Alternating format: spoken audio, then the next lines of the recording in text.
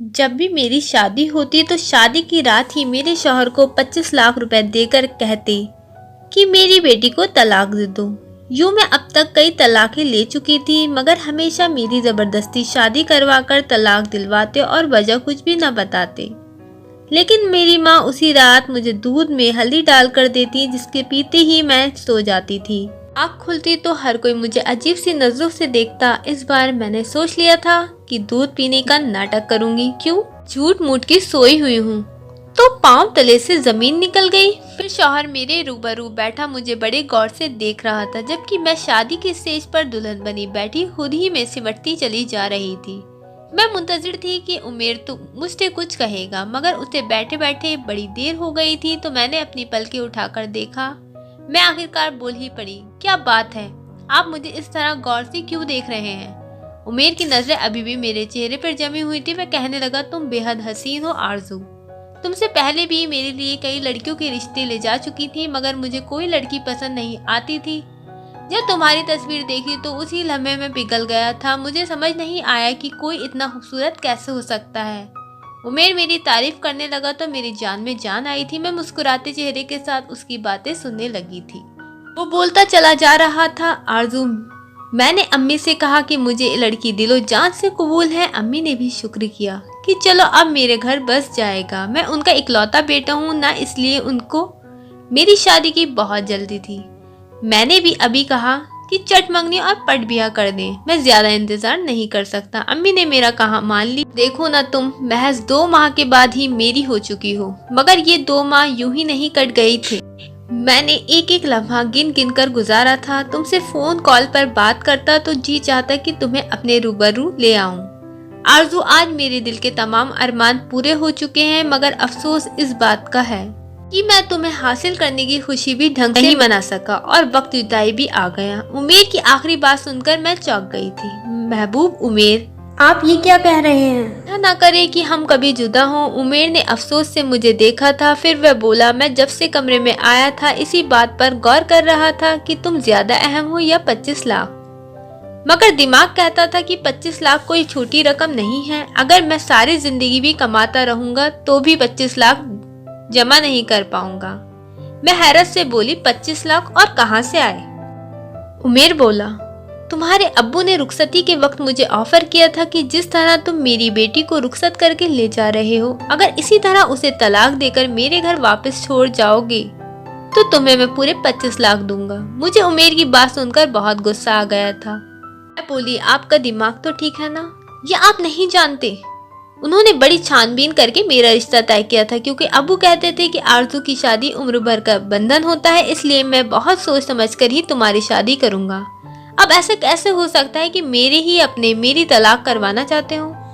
आप यकीनन मेरे साथ मजाक कर रहे हैं, मगर मैं आपको साफ साफ बता दूं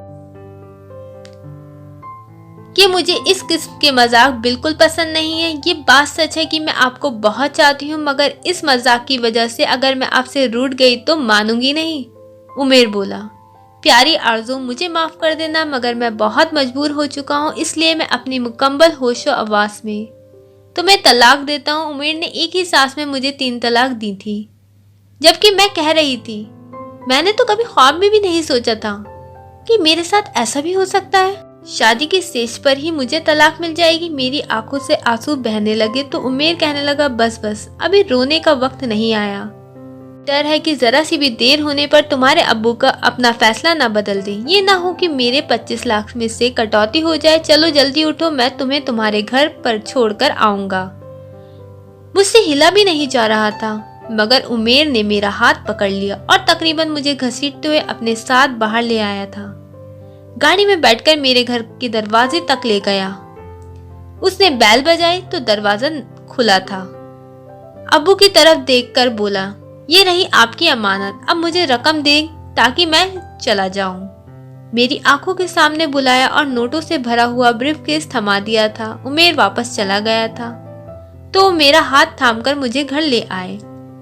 उन्होंने मेरा माथा चूमा और मुझे सोफे पर बिठाकर बोले, अल्लाह का लाख लाख शुक्र है कि उसने तुम्हारी जिंदगी तबाह होने से बचा ली। मैं फूट फूट कर रोने लगी थी। मैं बोली, अब मुझे बताएं कि आपने मेरे साथ ही क्या किया?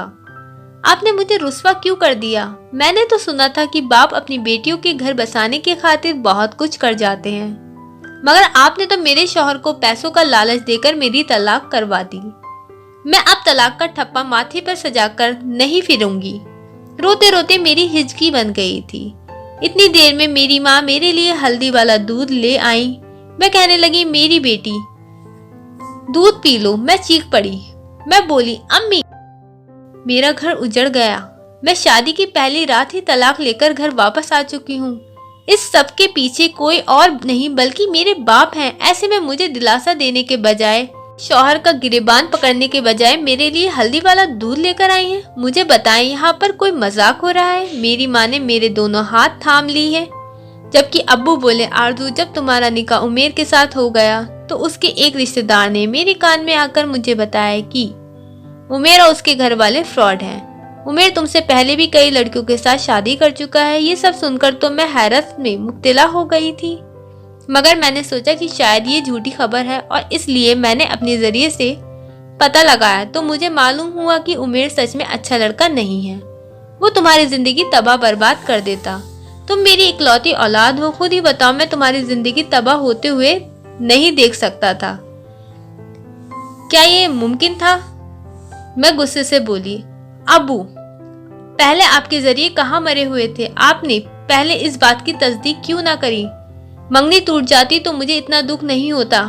اب تو میں رخصتی کے بعد طلاق لے کر آئی ہوں، اپنی سہیلیوں کو کیا شکل دکھاؤں گی؟ لوگ تو میرا مذاق اڑائیں گے۔ بولو، لوگوں کی خاطر میں تمہاری زندگی خراب ہونے دیتا؟ کیا یہ ممکن ہے؟ ہمارے شور سن کر جو مہمان ہمارے گھر آئے ہوئے تھے، لاؤنج میں آ گئے تھے، وہ تو یہ نظارہ دیکھ کر حیران رہ گئے۔ امی نے جلدی جلدی مجھے ہلدی والا دودھ پلا دیا، اور اب میری آنکھوں کے سامنے اندھیرا چھانے لگا تھا۔ دماغ میں تاریکی سی اترنے لگی تھی، ہر طرف خاموشی ہی خاموشی ہو گئی تھی۔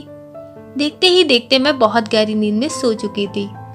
اگلے دن دوپہر کے وقت میری آنکھ کھلی، میں اپنے بیڈ پر لیٹی ہوئی تھی۔ مجھے بہت عجیب سا محسوس ہو رہا تھا۔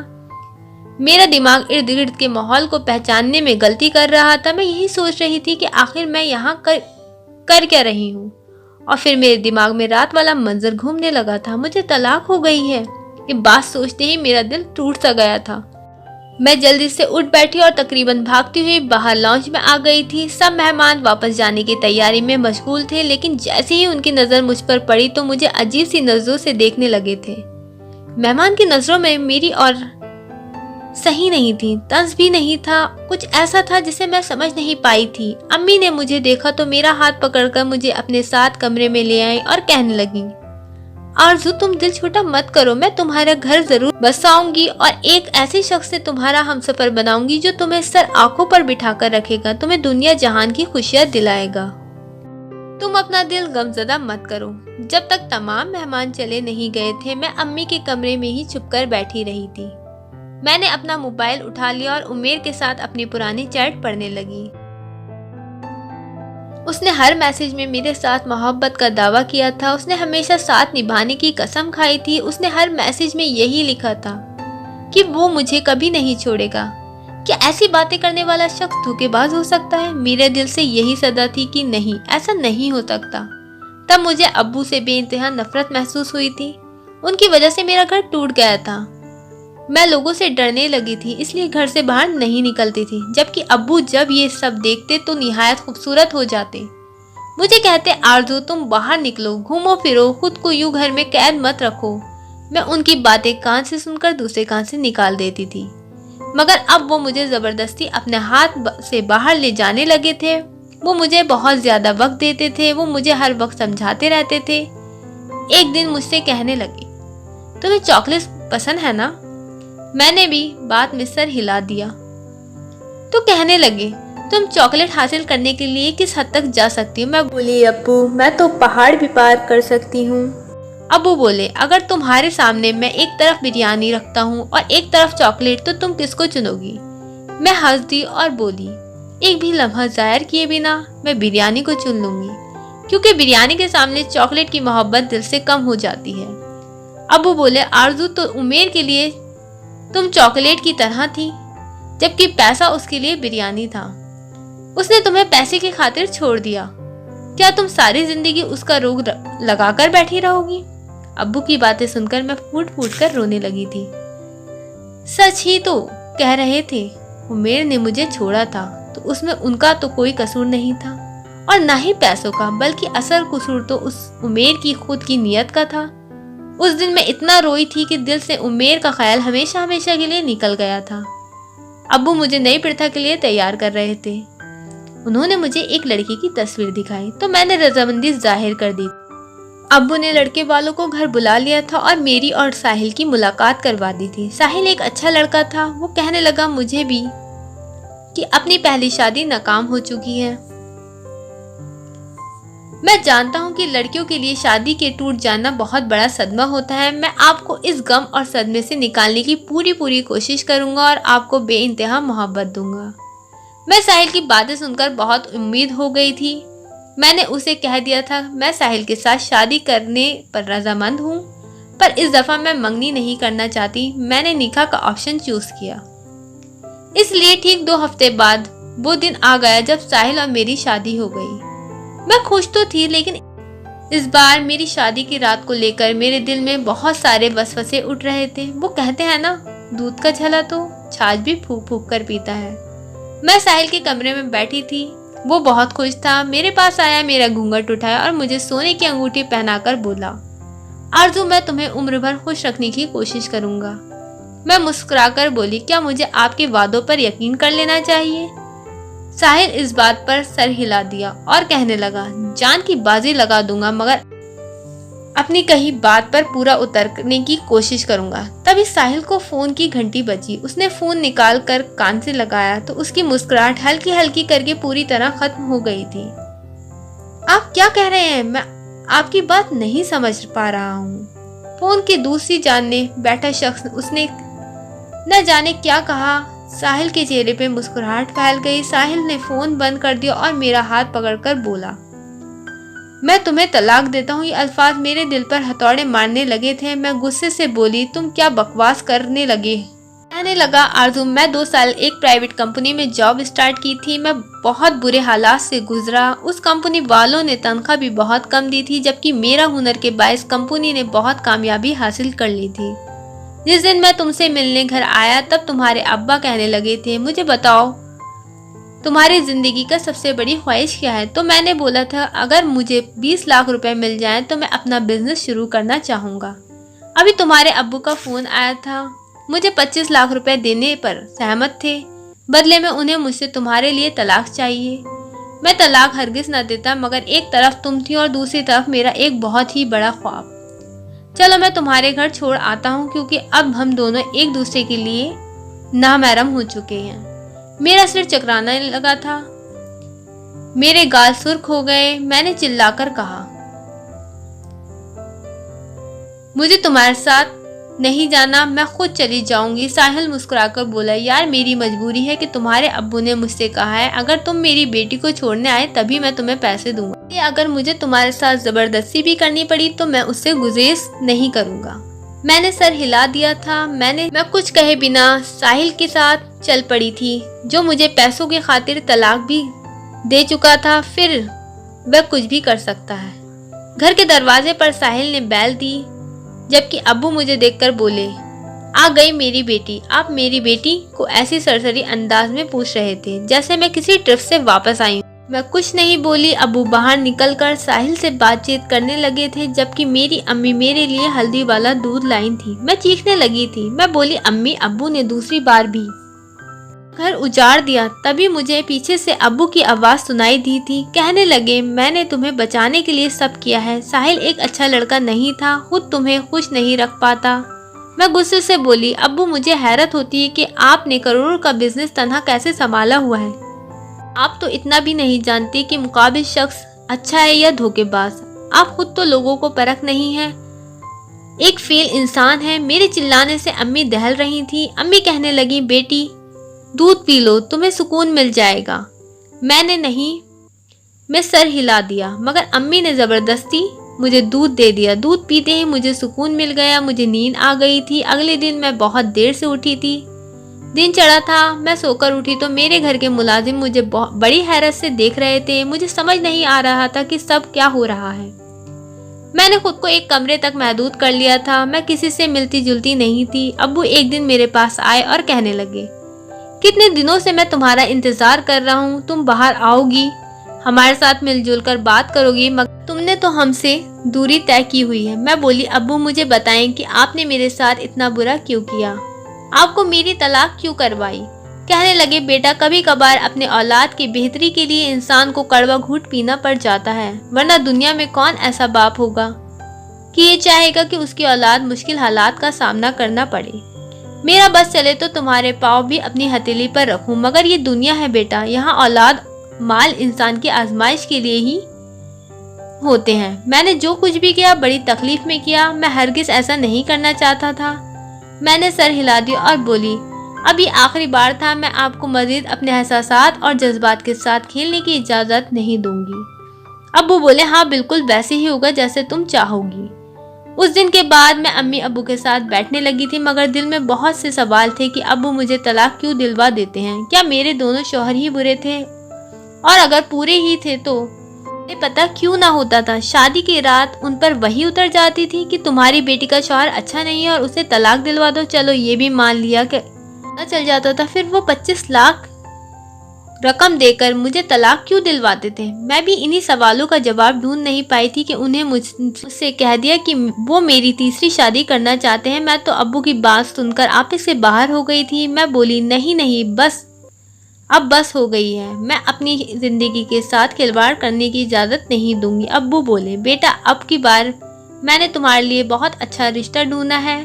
मैंने कहा, अब्बू अगर मेरे लिए लड़का आसमान से भी उतर कर आ जाए तो भी मैं तीसरी बार शादी नहीं करूंगी। अब्बू ने मेरे सामने हाथ जोड़ दिया और फूट फूट कर रोने लगे। वो बोले, मैं जब भी तुमसे उदास गमज़दा देखता हूँ मेरा दिल 100 किरचिया में बढ़ जाता है। मेरी बेटी मुझे माफ़ कर दो, मैं अगर तुम्हें यूं ही उदास देखता रहा तो अपनी जान अपने हाथों से ले लूँगा। मैं अब्बू की बात सुनकर घबरा गई थी। वो इस हद तक भी जा सकते हैं क्या? मैं बोली, अब्बू मजबूर मत करें। अब्बू के आंसू थमते नहीं थे, इसलिए मैंने उनकी बात मान ली थी। मैंने तीसरी शादी के लिए तैयार हो चुकी थी, मगर इस बार ना तो ज़हनी तौर पर आमादा थी और ना ही जज्बाती तौर पर। बस एक मजबूरी थी तो मुझे निभाना पड़ रही थी। मेरी तीसरी शादी की रात मेरी दोनों शादियों की तरह ही गुजरी। मेरे तीसरे शौहर ने भी मेरे बाप के कहने में आकर मुझे तलाक दे दी। मैं गम और गुस्से से पागल हो गई थी। मुझे समझ नहीं आता था कि क्या करूं और क्या ना करूं। दिल चाहता था कि पूरी दुनिया को आग लगा दूं और शुरुआत अपने बाप के घर से करूं। मेरा दूसरा शौहर भी मुझे वालिदैन के घर छोड़कर चला गया था और अब मुझे वालिदैन से नफरत हो गई थी। पर भी ये सब कर रहे थे तो क्यों नहीं रुकती उन्हें। वो तो मेरे लिए हल्दी वाला दूध लेकर हाजिर हो जाया करती। एक महीने ही सुकून से गुजरा हुआ कि अब्बू फिर से मेरी शादी का चाव हो गया। वो कहने लगे, मेरी प्यारी बेटी, मैं तुम्हारा घर बसाना चाहता हूँ। मैं गुस्से से बोली, मैं आपके मुंह से दोबारा अल्फाज नहीं सुनना चाहती। तो वो कहने लगे, ठीक है, अगर मेरी बेटी का घर नहीं बस सकता तो मेरा घर भी क्यों बसे। मैं तुम्हारी माँ को तलाक देकर खुद को अजियत दूंगा। मैं अब्बू को बड़ी हैरत से देखती। मोहब्बत थी मेरे लिए या फिर वो मुझे ब्लैकमेल कर रहे थे, मगर क्यों, ये क्यों मेरे हवास पर सवार हो गया था। इसका जवाब तो मुझे चाहिए ही चाहिए था। इसलिए मैं बोली, ठीक है, मैं शादी करने के लिए तैयार हूँ। अब्बू ने मेरे लिए रिश्ता तो पहले से ही ढूंढ रखा था, बस मेरी तरफ से इजाजत मिलने की देर थी। मेरी शादी कर दी। लड़के की सिर्फ तस्वीर देखी थी। अब्बू कह रहे थे कि शादी से पहले एक बार मिलो, मगर मैंने इनकार कर दिया क्योंकि मैं जानती थी कि इस निकाह का अंजाम भी तलाक पर होना था। खैर मुकर्रर दिन मेरी शादी हो गई। मैं अपने चौथे शौहर की सेज पर बैठी थी। रजा मेरे पास आया तो कहने लगा, आरजू, मैं तुमसे ये नहीं पूछूंगा तुम्हारी 3 तलाक क्यों हुई। मैंने तुम्हें दिलो जान से कबूल कर लिया है। मैं मुस्कुराकर बोली, तुम फिक्र मत करो, तुम्हें थोड़ी देर में इल्म हो जाएगा कि मुझे 3 बार तलाक क्यों हुई थी। वो हैरत से मुझे देखता रहा और फिर हमारे कमरे के दरवाजे पर दस्तक हुई।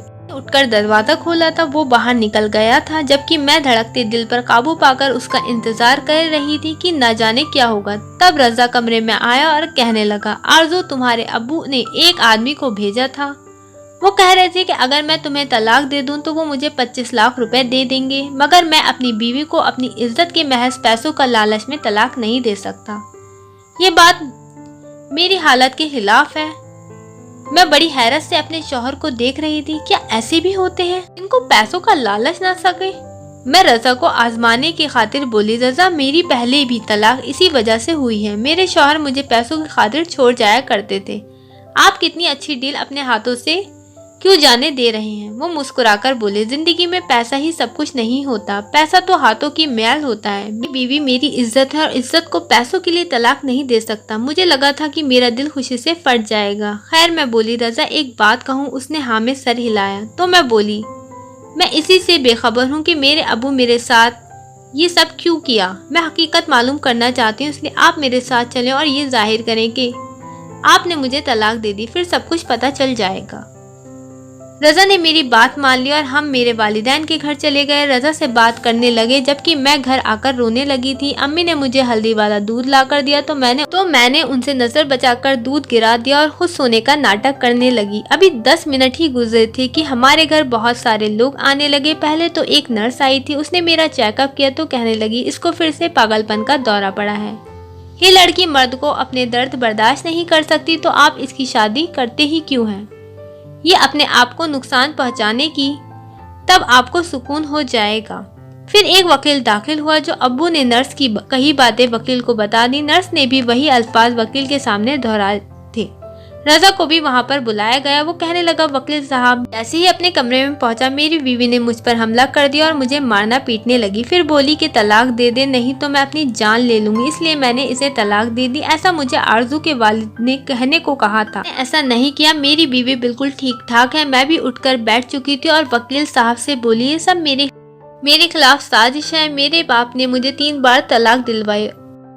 साहब बोले, मिस आरजू, आपके सगे वालिद ने मरने से पहले अपनी सारी जायदाद आपके नाम कर दी थी, मगर उनकी वसीयत में शर्त थी कि जब तक आपके घर नहीं बस जाता ये जायदाद आपके नाम पर पक्की नहीं हो सकती।